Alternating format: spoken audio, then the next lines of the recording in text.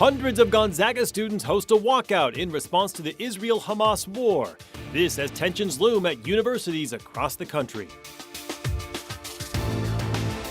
A few more showers today, sunny and warm tomorrow, and by the time we get into the weekend, we're talking another round of rain. I do understand that people need a place to live, but not here. Plus, a new housing development bringing hundreds of new homes to Spokane Valley. Neighbors speaking out tonight. Good evening and thank you for joining us for KREM 2 News at 5. I'm Mark Hanrahan. Whitney is on assignment tonight.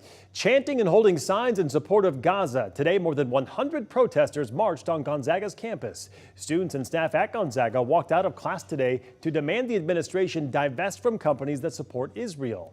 KREM 2's Nathan Hyun was there this afternoon and has more on their plea to GU. I'm on Gonzaga University, right outside College Hall, where more than 100 students, staff, and faculty members walked out to call on the university to disclose and divest from all companies that support the Israeli government.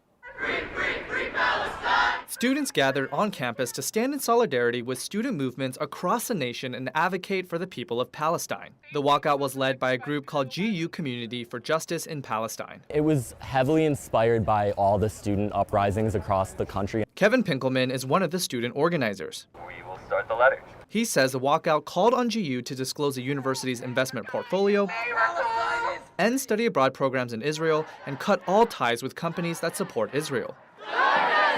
We made our demands more concrete. It was less about spreading awareness because people are aware at this point, and it was more about getting them actually to take concrete action. More than 100 people took part in the walkout, which started in the middle of campus and led to College Hall. The walkout featured speeches and a moment of silence. It was a huge turnout. I couldn't be happier, but the amount of support we have even outside of the people here is really outstanding and inspirational. In a statement from Gonzaga University, the university said, quote, "Members of our community have asked the investment committee to disclose the investment portfolio and divest from arms manufacturers and Israeli-backed corporations. The administration will share these requests with the university's board of trustees and investment committee." I am here today because I am highly committed to social justice. It wasn't only students taking part in the walkout. Free Palestine! But faculty members like Norales Rodriguez-Cos, who teaches gender studies at GU. If I teach about this in the classroom, I think it's also very important to me to be present the moments in which they want to make those statements. Student organizers say they hope to plan more events. Divest now! The walkout was peaceful, and student organizers here tell me they hope the walkout does create change at the university. In Spokane, Nathan Hyun, KREM 2 News. Across the Northwest, Portland State University is closed today because of protest at the campus library. By midday, about 50 protesters had left the building, but several others, including non-students, are still occupying the building. Protesters rejected a deal this morning that would have ended the occupation. The university president plans to meet with student leaders about the protesters' other concerns.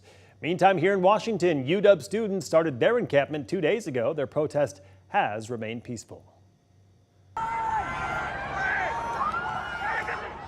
Other campus protests have been escalating across the country. Counter-demonstrators launched what appear to be fireworks into a UCLA encampment set up by pro-Palestinian protesters.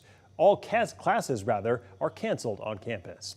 Meantime, in New York City, police also began removing tents at Columbia University, leading to hundreds of arrests. Police removed protesters from an academic building where they were staying at. New York City officials say 300 protesters were arrested overnight, including more than 100 at Columbia and nearly 200 at City College of New York.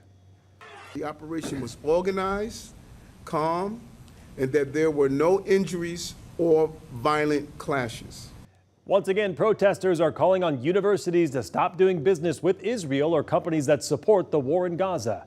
NYPD is expected to remain on campus through graduation later this month to prevent another encampment. New at 5 tonight, we just learned that fire officials are ruling yesterday's deadly Newman Lake house fire an accident. Firefighters say that home was entirely engulfed in flames by the time they arrived yesterday afternoon. They say the fire had spread to 2 nearby homes as well as surrounding trees and brush. One man was found dead inside the home. His identity has not yet been released. Washington State Patrol has issued a silver alert to find a missing woman. 71-year-old Tara Havens was last seen 2 weeks ago on April 19th. Tara is a vulnerable adult and suffers from multiple health issues. She was last seen wearing a pink fleece Tinkerbell jacket. She may be in the company of an adult daughter, Sarah Havens. They say that she'd be driving a gray Toyota Corolla with a Washington license plate. If you have any information, you are urged to call 911 or Crime Check at that number right there on your screen. Now, face away from me, you're going to start walking backwards. New video shows the arrest of a teenage drive-by shooting suspect who police say opened fire in Chief Gary Park yesterday. Spokane police body camera video shows the arrest of 18-year-old Hunter Simons. According to police, Simons is one of 2 suspects who allegedly started shooting in the busy park during a baseball game. No one was hit during the shooting. Simons appeared in court today facing charges of drive-by shooting. Police say they arrested him and another 17-year-old suspect who is not being named by police. They are also facing drive-by shooting charges. Simons is set to appear back in court on May 14th. All right, let's switch gears and take a first look at the forecast with Chief Meteorologist Jeremy the Good. Jeremy, the weather today a bit better than yesterday, but our good weather is not going to last for much longer.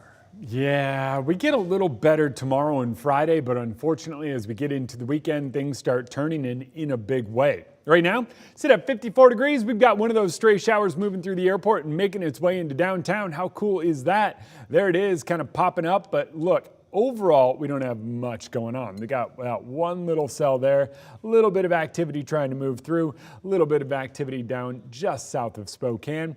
You slide over Harrison, I think you're in it for a little bit longer. St. Mary's, you're in it for a lot longer. You move off to the north, places like Spirit Lake and Athol back in some of those showers.